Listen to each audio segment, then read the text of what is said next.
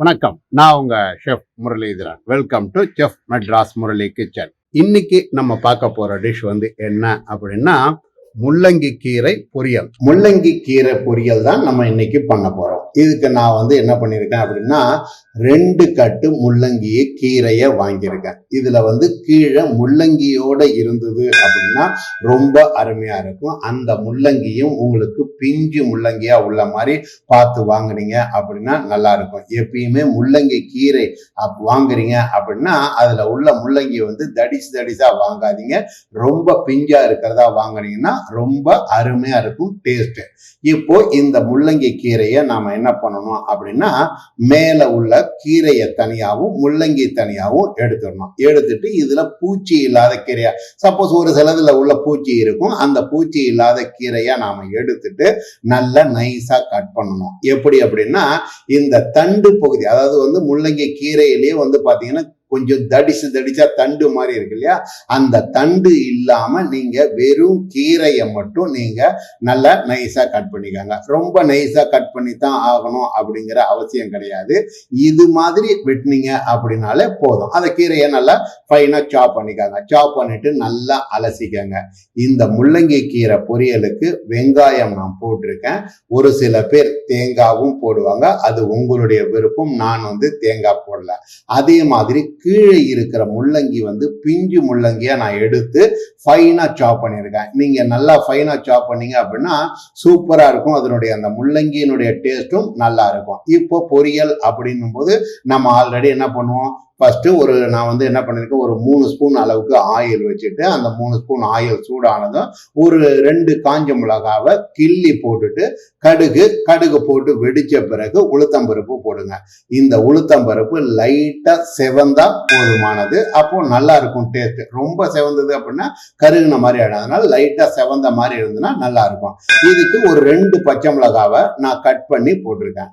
கீரை பொரியல்ல ரொம்ப காரம் ஜாஸ்தி போடக்கூடாது. காரணம் என்னன்னா, காரம் ஜாஸ்தி போட்டீங்க அப்படின்னா கீரையினுடைய டேஸ்ட் நமக்கு தெரியாம போயிடும். அதனால காரம் மீடியமான காரம் தான் இருக்கணும். நான் 2 பச்சை மிளகாவை கட் பண்ணி போட்டிருக்கேன். போட்டுட்டு ஒரே ஒரு வெங்காயம், நல்ல பெரிய வெங்காயமா எடுத்து இந்த மாதிரி ஃபைனா சாப் பண்ணி போட்டு பண்ணியிருக்கேன். பண்ண பிறகு இந்த வெங்காயம் பாதி வதங்கும் போது வெட்டிய பிஞ்சு முள்ளங்கி இருக்கு இல்லையா, அதையும் இதுல சேருங்க. சேர்த்துட்டு நல்லா கொஞ்சம் வதக்குனீங்க அப்படின்னா அதுல இருந்து லைட்டா தண்ணி விடுற மாதிரி வரும். அதுக்கு முன்னாடியே நீங்க என்ன பண்ணுங்க, உப்பு போடுங்க.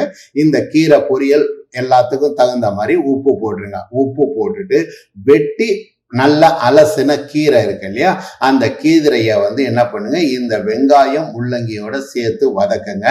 குறிப்பா இதுல தண்ணி தெளிக்கவே கூடாது. காரணம் என்ன அப்படின்னா முள்ளங்கியிலையும் தண்ணி வரும், வெங்காயத்திலையும் உங்களுக்கு தண்ணி வரும்.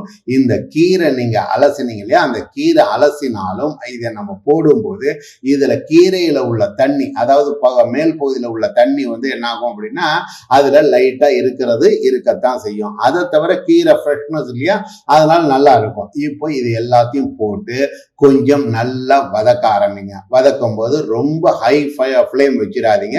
கீழே உள்ள வெங்காயம் முள்ளங்கி ஒரு மாதிரி ரொம்ப வதங்கிடுச்சு அப்படின்னா நல்லா இருக்காது நமக்கு டேஸ்ட். அதனால நீங்க என்ன பண்ணுங்க, மீடியமான ஃபயர் வச்சு நல்லா இதை போட்டு வதக்கிக்கிட்டே இருக்கும்போது நல்ல பொசன்னு இருக்கிற கீரை கொஞ்சம் சுண்ட ஆரம்பிக்கும்.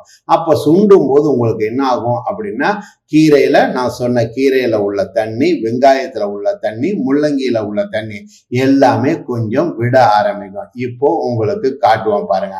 நல்லா நீங்க கொஞ்சம் இந்த மாதிரி கிளறிக்கிட்டே இருக்கணும். கிளறிக்கிட்டே இருந்தீங்கன்னா நல்லா கரெக்டா தெரியும் உங்களுக்கு. இந்த கீரையில இதோ பாருங்க, கீரையில இப்ப நான் உங்களுக்கு காட்டுறேன் பாருங்க. லைட்டா நீங்க தொட்டு ஓரமா வைக்கும் போதே இந்த கீரையில சொட்டா தண்ணி இருக்கு இல்லையா, இந்த தண்ணி நீங்க லைட்டா கீரை மேல வச்சு அழுத்துங்க. அப்போ உங்களுக்கு நல்லா தெரியும், கீரையில இருந்து தண்ணி வர்றதும் உங்களுக்கு நல்லா தெரியும். இப்போ இதை நான் வதக்கிக்கிட்டே இருக்கும் போதே உங்களுக்கு காட்டுறேன் பாருங்க. அப்போ உங்களுக்கு அந்த தண்ணி எவ்வளவு வருது அப்படிங்கிறது உங்களுக்கு நல்லா தெரியும். இதுக்காகத்தான் நான் சொல்ற காரணமே, கீரையை போட்ட பிறகு நீங்க தண்ணி தெளிச்சிங்க அப்படின்னா கொதன்னு ஆன மாதிரி ஆயிடும். அப்போ கீரையில தண்ணி நிறைய இருக்க மாதிரி இருக்கும். இப்போ பாருங்க எவ்வளவு தண்ணி வர ஆரம்பிக்குது பார்த்தீங்களா. நான் கீரையை ஒதுக்கிட்டு லைட்டா அந்த பேனை தூக்கி காட்டுறேன் பாருங்க. தூக்கி காட்டும் போது தண்ணி ஓடி வருது பாருங்க. இவ்வளவு தண்ணி இந்த கீரையில நம்ம அலசி வடிகட்டி வச்சதுலுமே இருக்கத்தான் செய்யும். இதை போட்டு நல்லா பெரட்டுங்க. கீரை பொரியல் வெந்துடுச்சு அப்படின்னா வச்சு அழுத்தினீங்க அப்படின்னா இந்த தண்ணி வர்றது நின்றுடும். ஸோ அப்போ கீரை உதிரா போன மாதிரி ஆயிடும். அப்போ பொரியல் நல்லா இருக்கு, ரெடி ஆயிடுச்சுன்னு அர்த்தம்.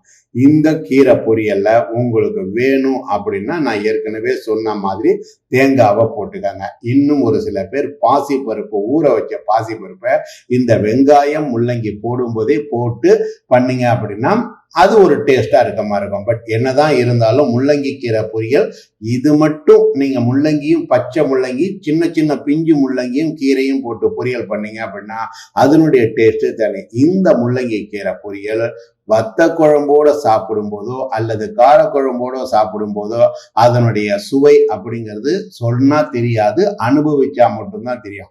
அதனாலதான் உங்களுக்கு இந்த கீரை பொரியலை நான் உங்களுக்கு பண்ணி காட்டிருக்கேன். இதே மாதிரி பரங்கிக்காய் கீரை இருக்கு இல்லையா, பரங்கிக்காயினுடைய இலை அதுலயும் பொரியல் பண்ணலாம். அதையும் உங்களுக்கு நான் பண்ணி காட்டுறேன்.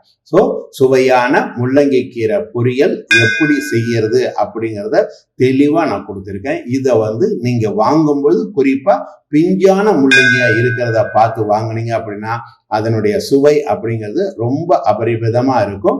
செஞ்சு பாருங்க, கமெண்ட் பண்ணுங்க. மெட்ராஸ் முரளி கிச்சன்ல செஞ்ச இந்த டிஷ்ஷை உங்க வீட்டுல செஞ்சு பாருங்க. செஞ்சு பார்த்து உங்களுடைய ஃபீட்பேக்கை கீழே இருக்க கமெண்ட் பாக்ஸ்ல பதிவு பண்ணுங்க. இந்த வீடியோ உங்களுக்கு பிடிச்சிருந்தது அப்படின்னா லைக் பண்ணுங்க, ஷேர் பண்ணுங்க, நம்ம சேனலை சப்ஸ்கிரைப் பண்ணுங்க. இது மாதிரி சூப்பரான வேற ஒரு டிஷ்ல வேற எபிசோட்ல உங்களை சந்திக்கிறேன். அதுவரை உங்களிடமிருந்து விடைபெறுவது உங்கள் ஷெஃப் முரளிதரன். நன்றி, வணக்கம்.